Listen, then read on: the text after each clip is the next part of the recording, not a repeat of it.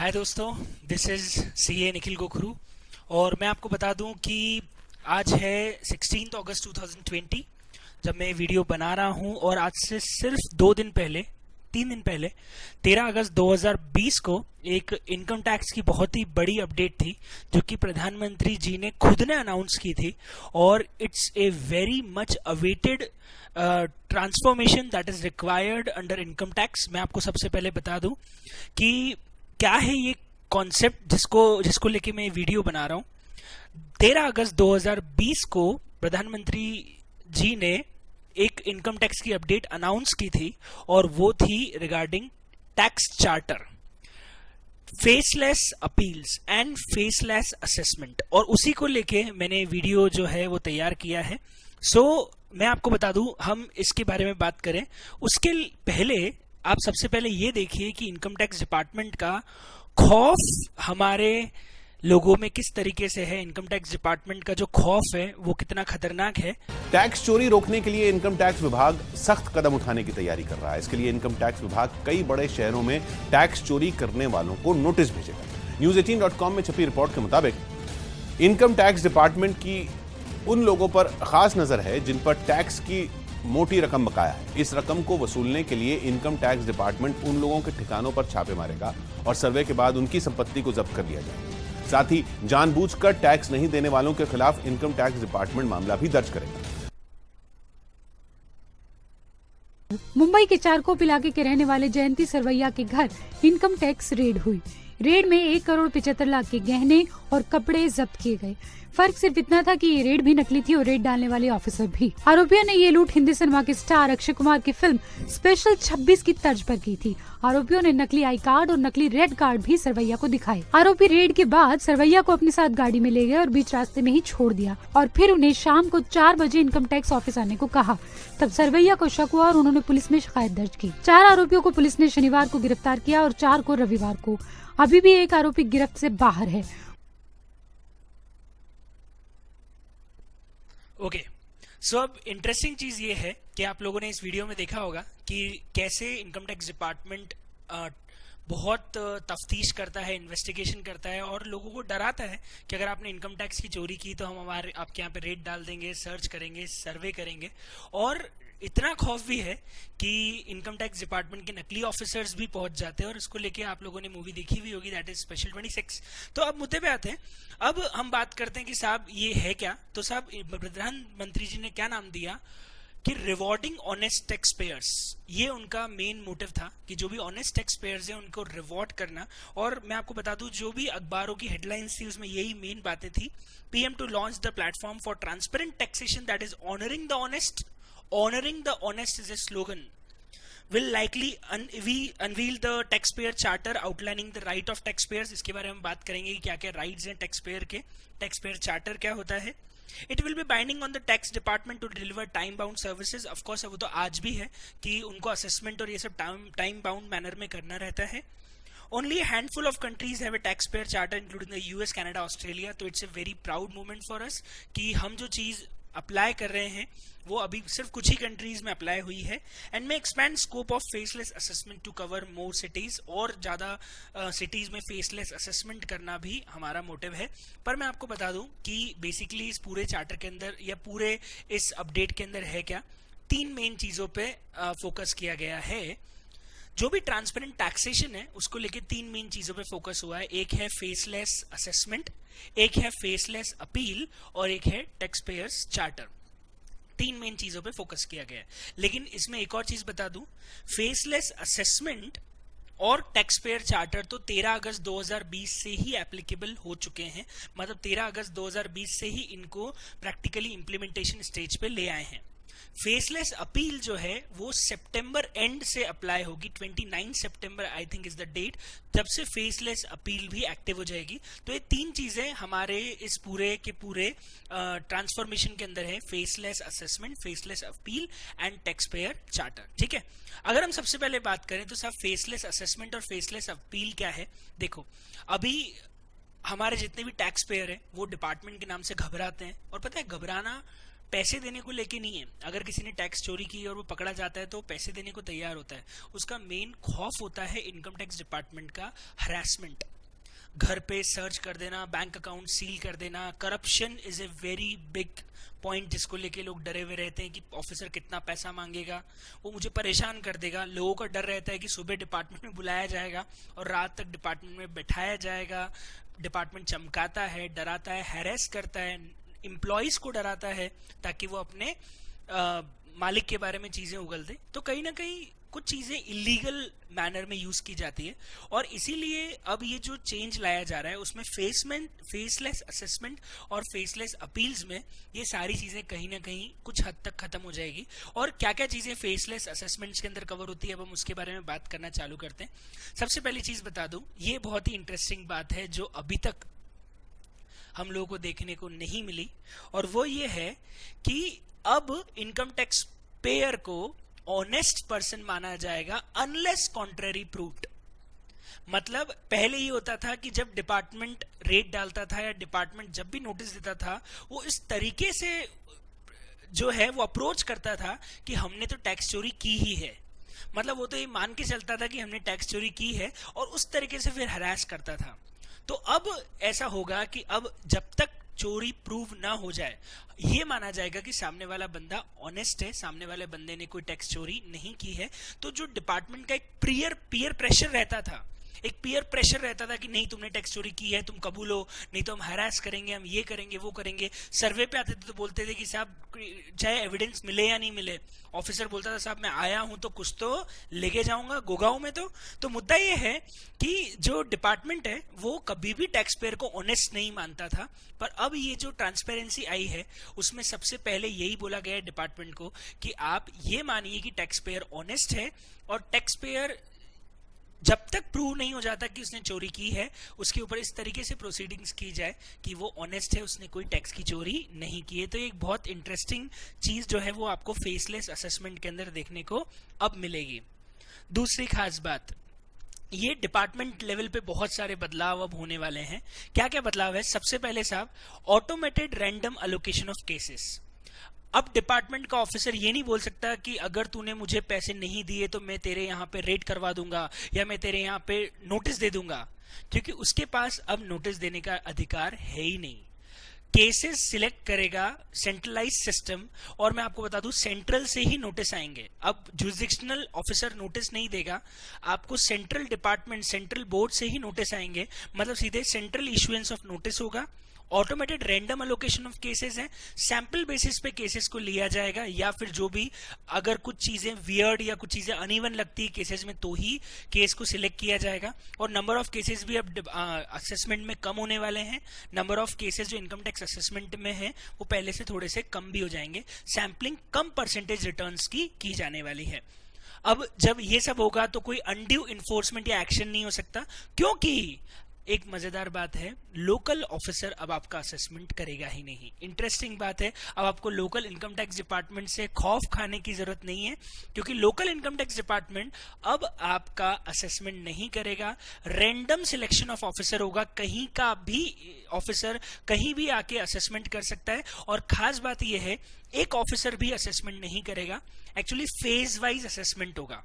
और जब phase wise assessment होगा तो पूरी टीम बनाई जाएगी और पूरी टीम मिलकर असेसमेंट करेगी। तो एक इंडिविजुअल आदमी को पैसे खिला भी दोगे तो काम नहीं चलेगा। मतलब कहीं ना कहीं करप्शन में बहुत बड़ा बदलाव आने वाला है, करप्शन नहीं होगा।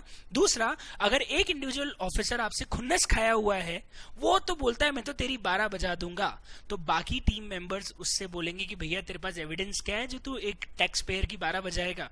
तो ऐसे केसेस में अब जो हार्श असेसमेंट होते थे, जो अनड्यू इन्फोर्समेंट्स और एक्शंस लिए जा सकते थे, वो सब अब नहीं लिए जाएंगे। तो टैक्स पेयर्स के लिए बहुत बहुत बहुत ही अच्छी खबर है कि अब उन्हें इनकम टैक्स डिपार्टमेंट या इनकम टैक्स ऑफिसर से डरने की जरूरत नहीं है। मैं आपको एक एक्चुअल इंसिडेंस बताता हूँ।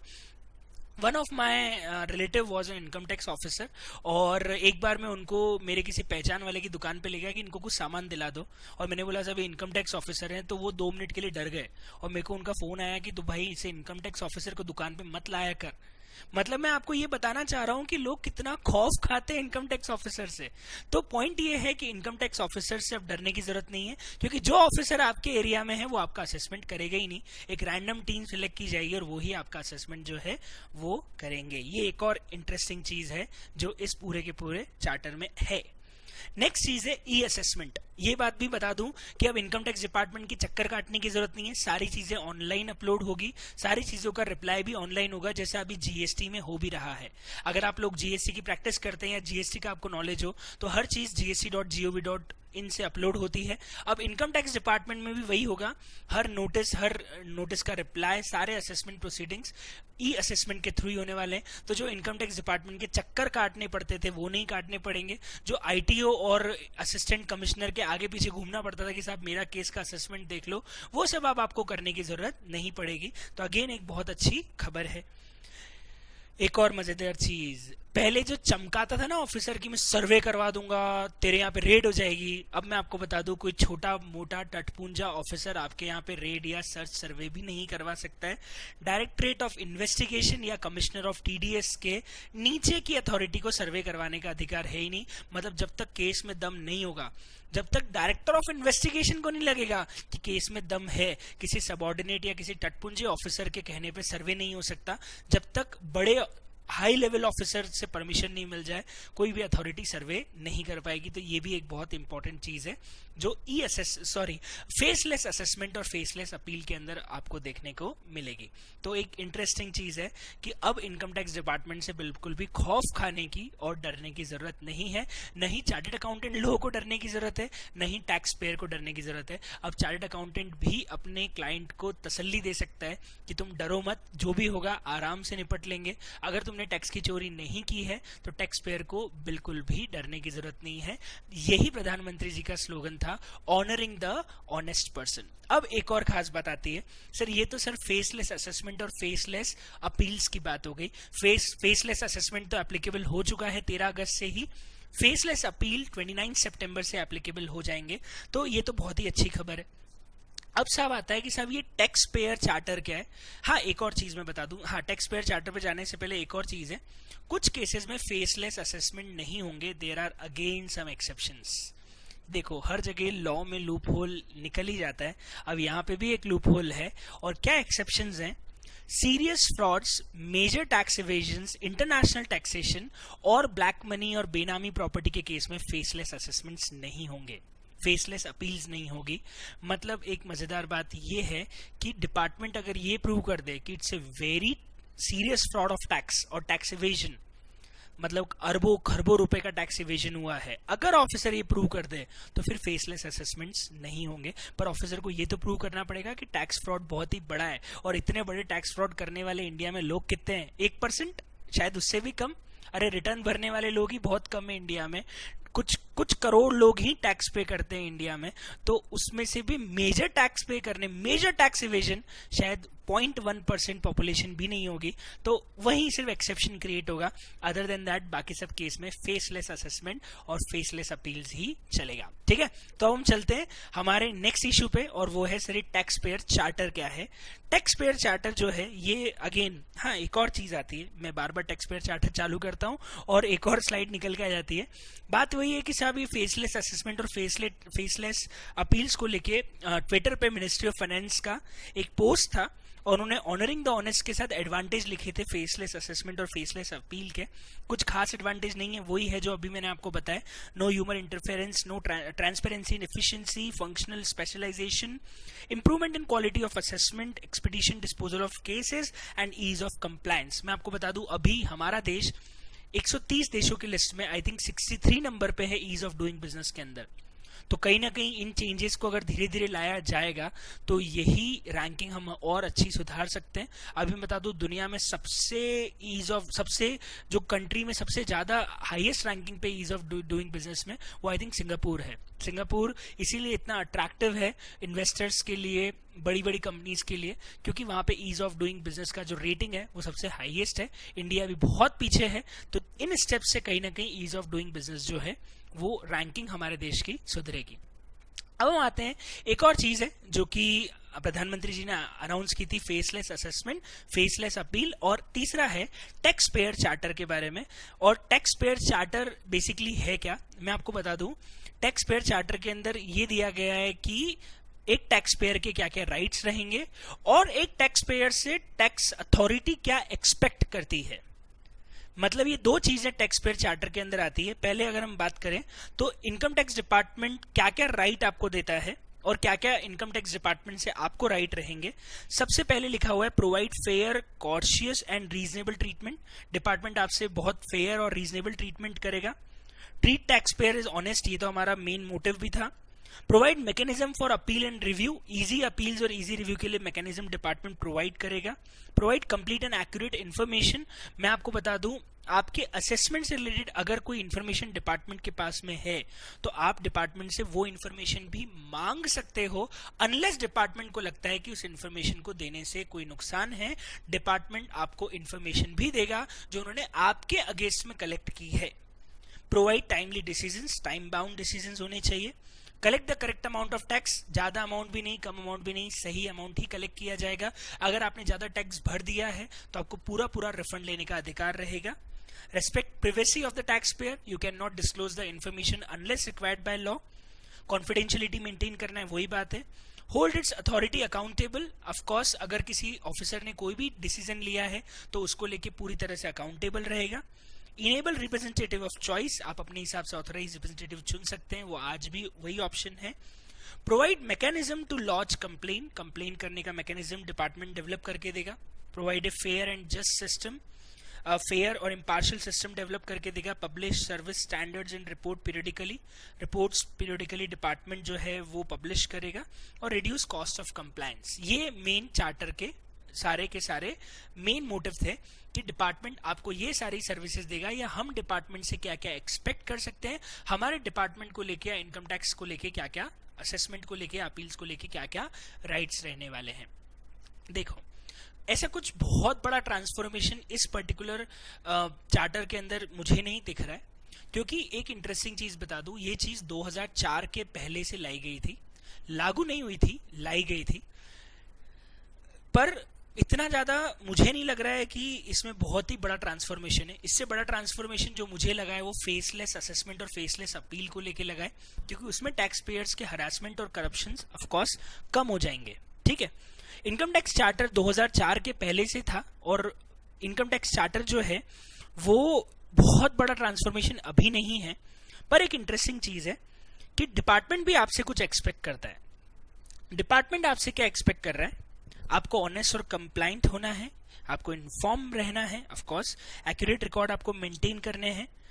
Know what representative does on his behalf, आपका रिप्रेजेंटेटिव आपके बिहाफ पे, आपका सीए, आपका लॉयर आपके बिहाफ पे क्या रिप्रेजेंट कर रहा है वो आपको मालूम रहना चाहिए। आपको टाइमली रिस्पॉन्ड करना है और आपको टैक्स भी टाइमली पे करना है। बस इतनी सी बातें हम आपसे, इनकम टैक्स डिपार्टमेंट बोल रहा है, इतनी सी बातें हम आपसे बस एक्सपेक्ट करते हैं। अब इतना मान लो, हम आपको पैर धो के पी लेंगे, हम आपको भगवान मान लेंगे, हम आपसे ऑनेस्टली जितना टैक्स चाहते हैं उतना भर दो, बस आप तो हमारे लिए भगवान है, उसके बाद हम आपसे कुछ नहीं मांगेंगे। ठीक है, कितना आसान और कितना अच्छा लग रहा है। ऐसा लग रहा है ना कि सब कुछ बहुत ही अच्छा है, पर सवाल ये है क्या ये चार्टर इतना एफिशिएंट है, क्या ये उतना काम का है, क्या ये इतना बड़ा बदलाव लाएगा। मैं आपको बता दूं चार्टर का मतलब क्या होता है, सबसे पहले ये समझने की जरूरत है। क्या चार्टर एक लॉ है, क्या चार्टर जो है वो एक एक्ट है। चार्टर की अगर मैं डिक्शनरी मीनिंग आपको बताऊं तो चार्टर का डिक्शनरी मीनिंग होता है a document between two parties where a superior group grant certain power और privileges to an inferior group, in turn recognize the authority of the superior group. ऊपर बैठा हुआ आदमी नीचे बैठे हुए आदमी को कुछ राइट्स दे रहा है, इसको चार्टर बोलते हैं। आप मुझे बताओ, इनकम टैक्स डिपार्टमेंट आपको राइट्स दे रहा है, ये बात उस चार्टर के अंदर आई है। अरे राइट्स दे देने से क्या होता है, मेरा ऐसा मानना है कि ये उतना सक्सेसफुल सिर्फ तभी होगा जब आप इस चार्टर को इनकम टैक्स एक्ट के अंदर ही इनकॉर्पोरेट कर लें, मतलब इसको कानून की तरह इंप्लीमेंट कर दिया जाए, मतलब हर ऑफिसर को इसको पूरी तरह से स्ट्रिक्टली फॉलो करना पड़े, तभी इस चार्टर की वैल्यू रहेगी, अदरवाइज इस चार्टर की कोई वैल्यू नहीं है। ये सिर्फ कागज में दिए गए एक राइट्स की तरह है, जिसमें से कुछ, जैसे अंग्रेजों के जमाने में भी बोला जाता था कि हमारे भारतीयों को अंग्रेजों ने कुछ राइट दिए थे, क्या उन राइट को फॉलो किया गया? सिर्फ एक कागज पे लिख दिया गया कि साहब हाँ ये अधिकार आपके रहेंगे, पर क्या उन अधिकार को फॉलो किया गया? वैसे ही आज इन अधिकारों को अगर आपको फॉलो करना है, मतलब इन अधिकारों को आप एग्जैक्टली अच्छे से चाहते हो, तो आप गवर्नमेंट से यही अपील कीजिए कि इस चार्टर को चार्टर ना बना के इसको इनकम टैक्स एक्ट के अंदर ही इनकॉर्पोरेट करें और एज ए लॉ इसको इम्प्लीमेंट किया जाएगा, तभी ये चार्टर इफेक्टिव रहेगा।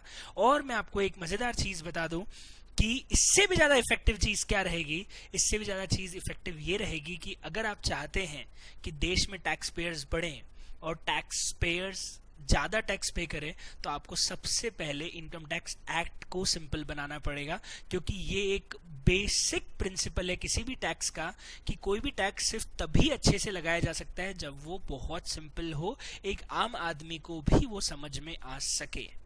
तो मेरा जो सॉल्यूशन, मुझे जो सजेशन यहाँ पे लगता है वो ये है कि गवर्नमेंट का नेक्स्ट स्टेप ये होना चाहिए कि हम इनकम टैक्स के प्रोविजंस को और आसान और सिंपल बनाएं, तभी ज़्यादा से ज़्यादा टैक्स पेयर टैक्स स्लैब्स में आएंगे, जब ज़्यादा से ज़्यादा लोग रिटर्न भरेंगे, कंप्लायंस ईजी होगा, ईज ऑफ डूइंग बिजनेस होगा और बाहर से भी लोगों को अट्रैक्ट किया जा सकता है।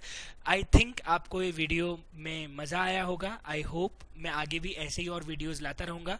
आप मेरे यूट्यूब चैनल पे सब्सक्राइब कर दीजिए अगर नहीं किया है तो, बेल आइकन दबा दीजिए अगर नहीं दबाया है तो, और आज का डिस्कशन हम यहीं पे खत्म करते हैं। Thank you so much. बाकी हम और आगे मिलेंगे और अच्छे अच्छे वीडियोस के साथ। Thank you, good day, enjoy, bye bye, thank you.